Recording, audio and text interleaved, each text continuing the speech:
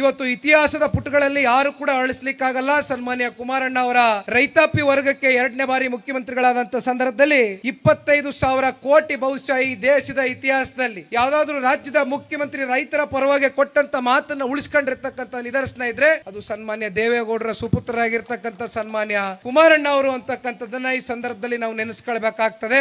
ಇವೆಲ್ಲವನ್ನ ಮನಸ್ಸಿನಲ್ಲಿ ಇಟ್ಕೊಂಡು ಇವತ್ತು ಈ ರಾಜ್ಯದ ಜನತೆ ಎಲ್ಲೋದ್ರೂ ಕೂಡ ಕುಮಾರಣ್ಣ ಸೇರ್ತಾರೆ. ನಿನ್ನೆ ಮಾಧ್ಯಮದ ಸ್ನೇಹಿತರು ನನಗೆ ಪ್ರಶ್ನೆಯನ್ನ ಕೇಳ್ತಾ ಇದ್ರು, ಎಲ್ಲಾದ್ರೂ ಕುಮಾರಣ್ಣ ಅವರು ರಾತ್ರಿ 2 ಗಂಟೆ ಆಗ್ಲಿ 3 ಗಂಟೆ ಆಗ್ಲಿ ಪಂಚರತ್ನ ಕಾರ್ಯಕ್ರಮದ ವೇಳೆ ಕೇವಲ ಹಳೆ ಮೈಸೂರು ಪ್ರಾಂತ್ಯ ಅಂತಕ್ಕಂಥದ್ದಷ್ಟೇ ಅಲ್ಲ, ರಾಜ್ಯದ ಯಾವುದೇ ಹಳ್ಳಿಗಳಿಗೆ ಹೋಗಿ ಯಾವುದೇ ಮೂಲೆಗೆ ಹೋಗಿ ಕಟ್ಟ ಕಡೆಯ ಗ್ರಾಮದಲ್ಲೂ ಕೂಡ ಕುಮಾರಣ್ಣ ಅವರು ಬರ್ತಾ ಇದ್ದಾರೆ ಗ್ರಾಮಕ್ಕೆ ಅಂತಕ್ಕಂಥದ್ದು ಕೇಳಿ ನಾಡಿನ ಹೆಣ್ಣು ಮಕ್ಕಳು ವಿಶೇಷವಾಗಿ ರಾತ್ರಿ 2 ಗಂಟೆನಲ್ಲೂ ಕೂಡ ಸನ್ಮಾನ್ಯ ಕುಮಾರಣ್ಣ ಅವರಿಗೆ ಸ್ವಾಗತವನ್ನ ಕೋರಿರ್ತಕ್ಕಂಥದ್ದು.